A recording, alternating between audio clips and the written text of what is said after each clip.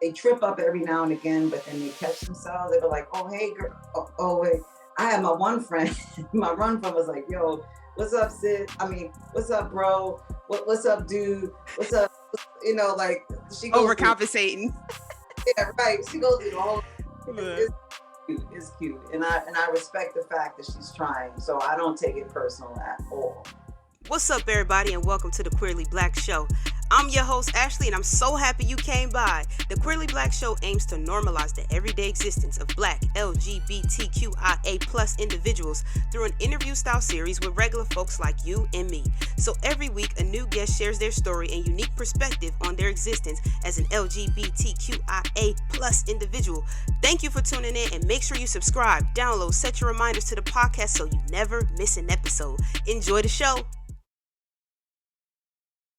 Welcome back to another episode of the Queerly Blax Show. I'm your host, Ashley. I'm here with a very, very special guest. Chris, tell the people about yourself. Listen, my name is Chris. I live in Schenectady, New York. I'm transitioning. I'm a trans man, and I'm living a great life right now. And I'm so excited to be on your show. I really am. I'm a personal trainer. I work for the New York State. I'm a professional trainer. And I'm just living a great life. That's what I'm doing right now. Awesome. So you're going through transition. There's a lot that comes along with that, right? How long ago did you start your transition? Oh my God. I started in 2020 in December. I'm still not where I want to be because, it's taking a little bit of time because my doctor put me on like a low dose. I'm trying to get the shot right now. My fiance and I we're working toward moving this a little bit faster. So I'm trying to get the injection, which is a little bit hard because insurance is like really tough. When you're a part of the LGBTQ community, when you try to ask for something, people don't take you seriously. They I can't believe how hard it is for insurance to like understand what I'm trying to do. It's for my mental health for me to try to to transition to who I'm trying to be, but whatever, it's okay. Yeah. When did you know that you wanted to start transitioning? 13 years ago. I was married to a whole person that would not let me transition. And I was just like, oh my God, every freaking year, I was like, yo, can I do this? Can I do this? Can I do this? And she was like, no, you can't do that. But then I hooked up with a wonderful person in my life right now. And I met her 20 years ago and I dated her 20 years ago. And she said to me, go for it. And so now that's where I am right now. I'm going for it. Yeah. So you got your current relationship, just for people to understand, because they'll probably go back and like find you and look at your YouTube videos. So you met your current fiance 20 years ago. 20 years, we dated 20 years ago, and we had a fiery relationship. Let me tell you something. It was fire. It was on fire. And everybody that we've had in between, like even she could tell you right now, between us both, we have compared everybody to each other. It is just in that time that you guys were apart, you compared everybody to each other. We sure did. Oh, we sure did. It was the bomb diggity dog. Like everybody was like, they can't do it the way that Kim does it. And Kim was like, yo, they can't do it the way Chris does it. And it's just, it just happened like that. So then now we both became available, and now let me tell you something. It is fire. It is. Yeah, no, I bet. How long did you guys date before? We dated before for about 2 or 3 years, about 20 years ago. And then we were friends, and she got married and I got married, but we were still friends, but we could not be alone in the same room. We get married. When did you guys get married? We're gonna get married before the end of the year. Oh, awesome. Yeah, congratulations. Yeah, you'll have a hopefully a non-COVID wedding. We're gonna have whatever kind of wedding it's gonna be. There you go. So you guys made friends.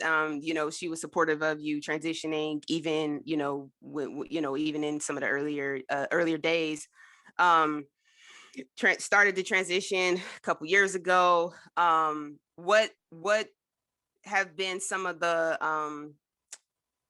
like best parts of starting the process? Oh my God. The best parts of starting the process is having the support of people that love you. You know, Yeah. that's the best part. When I shared with everybody what I was trying to do, they were very, very supportive. That's been the best part because it makes it a lot easier. When I told my boss, I told people on my job, I told my family, I told my friends, they were like, go for it. That's been the best part of the process. The process itself has been really very slow, but the support has been phenomenal. And you know, I don't know how other people how they transition and if they have the support that I have. But when you have the support, it makes it a lot easier because people they adapt really quickly to the pronouns, to understanding what is happening. They understand, like my boss is like, let me tell you something, I got the best boss ever. Any appointment that I have that has to do with my transition, I mean, she's been like wonderful. And, you know, my partner has been extraordinarily phenomenal. But I'm like, this is what I have to do. This is how I need to be. You know, my partner has just been absolutely, it's really the support. That's been one of the things that I have to say that's been the best part of this transition. Yeah. What are some like I talk to a lot of people, and you guys are, you know, transparent about, you know, your ages and stuff like that. And I think you are almost 50, right? In one of your videos. I'm almost 50 years old. My partner's almost 60, yo. Yeah, yeah. Um, were there any reservations that you had about, like, you know, okay, I'm already a certain age and I may not feel like I want to do this. And I'm bringing this point up because I think a lot of people stop living at a certain age, right? Like they're like, I am who I am, whatever. But no, the truth is you still have a whole lot of life left and you can still be whoever you want to be. So talk about that for you.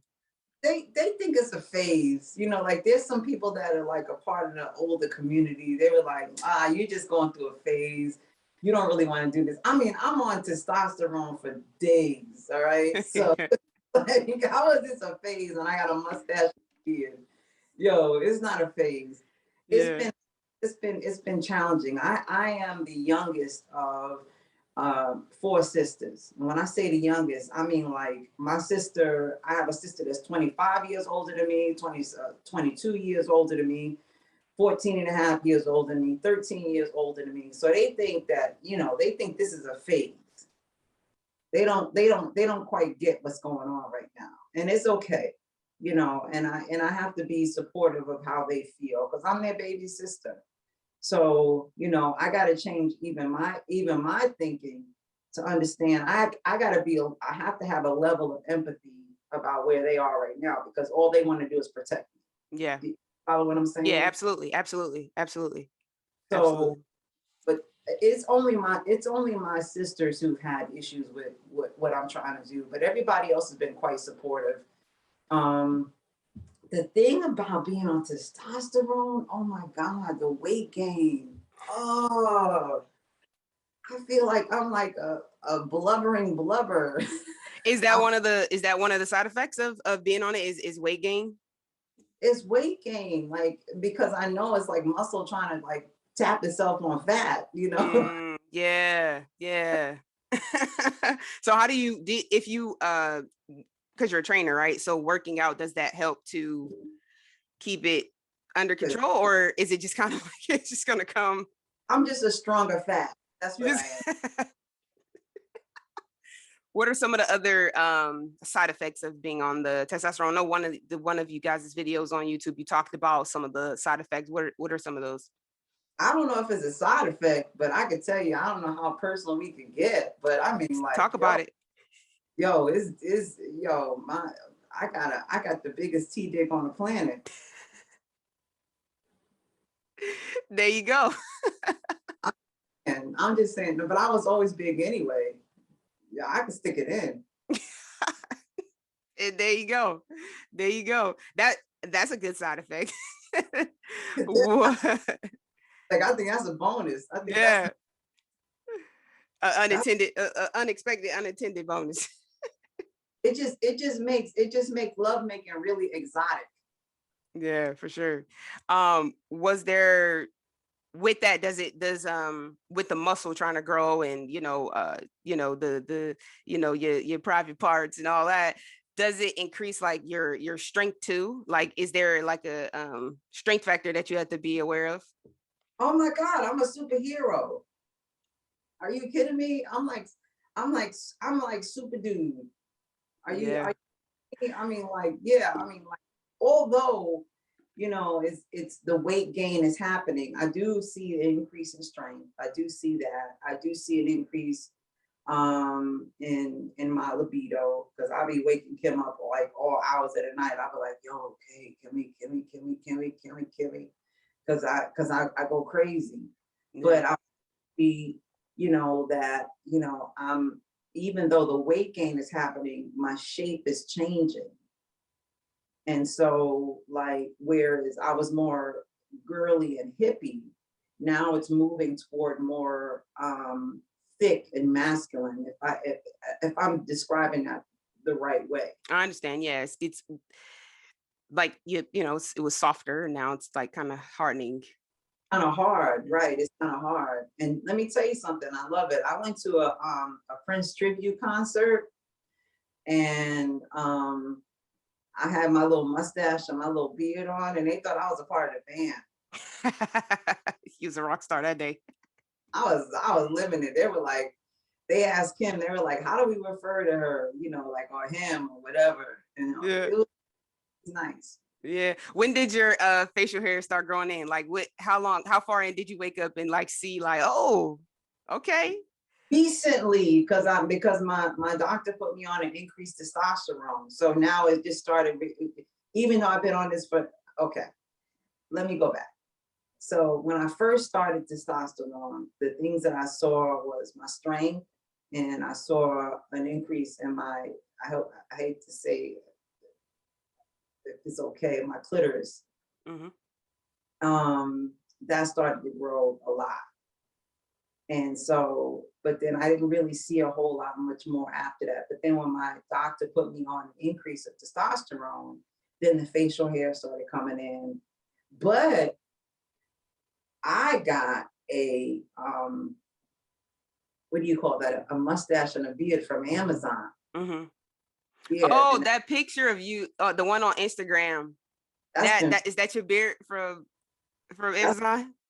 Yeah, that's courtesy of Amazon. That's real human hair right there. That's the bomb right there. I thought that had grew in. No, we do some role play up in this house. Are you Oh, all kidding? right. Kim, we have a good time up in here. That's what's up. I thought that because I've seen one guy in particular. I mean, like he had like a Philly beard, like the thick joint, like that grew in, like he had a whole. So I thought yours was. I was like, oh, all No, no. We do role play up in here. We do makeup. We like Kim makes me up. She puts makeup on me. She makes sure that my beard is growing in. Sometimes we'll draw the beard in. Sometimes we'll glue the beard on. Whatever. We have a good time. Listen, yeah. let me have a good time with Kim. Kim and I, and you can tell in our videos, we experiment. We have a great time with each other. Mm-hmm.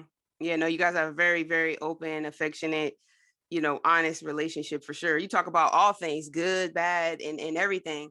Yeah, we broke up. Mm-hmm. Was it for like a day or something?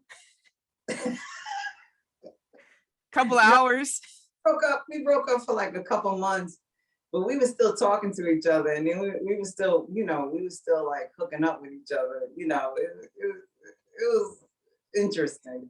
Yeah, it be like that sometimes. As far as your pronouns, right? So it sounds like the people around you, like they didn't have necessarily a challenge with changing, but did you kind of start going by different pronouns prior to transitioning, or was that something that came along with you starting to transition? when I call my birthday December 17th of 2020, because that was the day that I started testosterone. And that was the day that I asked people to please start calling me he. And everybody has fallen into place. They've been following suit. So it's been, everyone has been really super supportive. Yeah, no, that's great to hear. Because I know even people who don't transition but or that don't have a desire to transition but go by different pronouns, right? It's a huge challenge, and we talked about it right before we started recording, but like just the getting that, respecting that when people want to be called a certain thing, even if it for you is different and whatever, but just like understanding like respect and like that's what they want to be called, so like let's be respectful of that. So we definitely big proponents of that over here, just like making sure people feel respected and understood, and like whatever makes you happy is what we want to try to do. So it's good to know people were respectful of you and understand, because we talk a lot about like one of my friends from college, she's transitioned too, and he talks about like family being a challenge in terms of like people not being able to get it because they've called him she for so long, like, and feeling like, well, girl, and it's just like this dismissive thing. So it's nice to hear stories of people like getting that respect and people understanding and embracing that. So I'm happy that's your experience. Yeah, I mean, it still take, they still kind of, they they trip up every now and again, but then they catch themselves. They go like, "Oh, hey, girl. Oh, wait." I had my one friend, my one friend was like, "Yo, what's up, sis? I mean, what's up, bro? What's up, dude? What's up?" Like she goes through. Overcompensating. Yeah, right. She goes through the whole. Yeah. It's cute. It's cute, and I respect the fact that she's trying. So I don't take it personal at all. Yeah. Have you seen any other relationship dynamics shift, like whether it's friendships or the family or anything, any Yeah, other? I've lost two good friends that didn't understand what I was trying to do. Hmm. And they were like, "What? You're this?" And it was just strange. Like, when did you become Chris? And I'd be like, "I've been Chris all my life. If my dead name was Crystal, my family has always, what is the first thing you call when you call somebody a nickname? You call them Chris. I've always been Chris. Yeah. Nothing has changed. But I've had friends that are like, they're really having a hard time with that. Yeah. And that's okay. That's okay. One thing I do know is that I'm a good person. And most people, when they disconnect from me, they always come back. Yeah.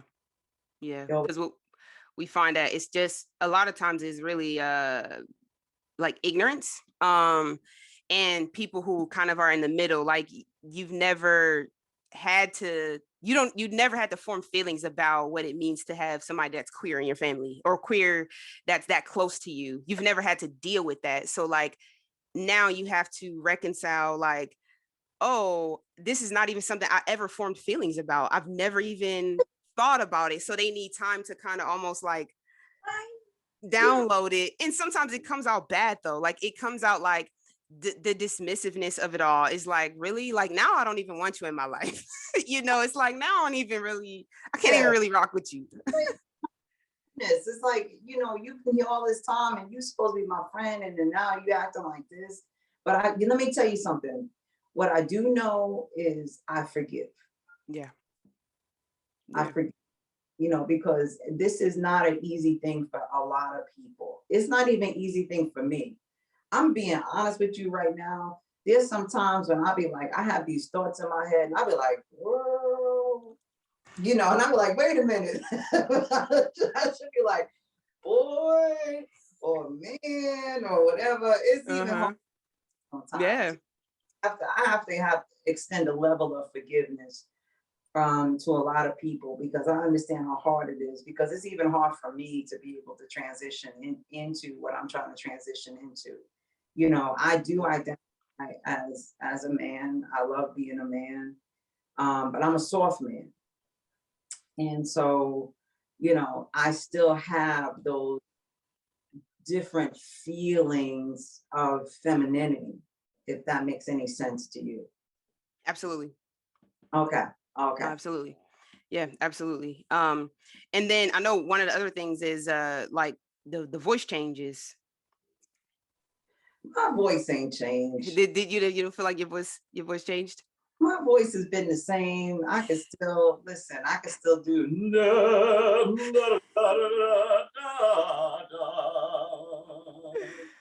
always do that. Awesome. Yeah. Oh, good, good. Well, that's awesome to hear. And I think hopefully people can understand and relate to your story and feel like, listen, age ain't nothing but a number. We got a lot of life to live out here. Listen, I'm almost 50. My fiance is almost 60. She just had the best birthday on her planet. Listen, and we having the best time ever. Yeah, no, keep it up, man. Keep inspiring us, keep sharing. And y'all, keep the love alive. Let people know it's still possible. Two more questions for you. One is, if you had a theme song for your life, what would it be? Oh, let's take a long walk Jill around Scott. after the dark. Love it.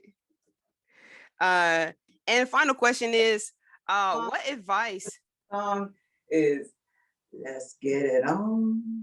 Oh yeah, that's a good one. That's your love story. Nice. Um, Last question is, what piece of advice would you have for somebody who may be going through their own transition? Oh my God. Hang in there. Hang in there. People are not gonna understand and they're not gonna get it, but that doesn't mean that your journey is not important. Your journey is very, very important. It's personal and it has nothing to do with anybody else. You want to wear your mustache, you want to wear your beard, you want to wear your clothes, you want to do whatever it is you want to do that suits you and nobody else. Everybody's not going to understand your journey, but your journey has to be personal to you because you only have one life. And all I know is that when people leave this earth, they don't come back. They don't come back, which means that we only have one life. So you have to live your life and you have to live it to the fullest. And that would be the advice that I have to give. That's awesome. No, that makes perfect sense. We reached the end. Tell the people where they can find you. Oh my gosh. All right. So I am on let me see, I'm on Instagram, Chris J Transition. We are Chris and Kimmy is on YouTube. We're on the Chris and Kim show. And you can find me on Facebook, Chris Transition again. So if people want to like reach out to me and talk to me, that's what's up. Mm-hmm. Yeah, awesome, man. Well, thank you so much for coming on, sharing your story. Thanks Tell for you absolutely. freaking awesome. Oh my God. This is the Queerly Blax Show. I'm your host, Ashley. I'll catch y'all on the next one.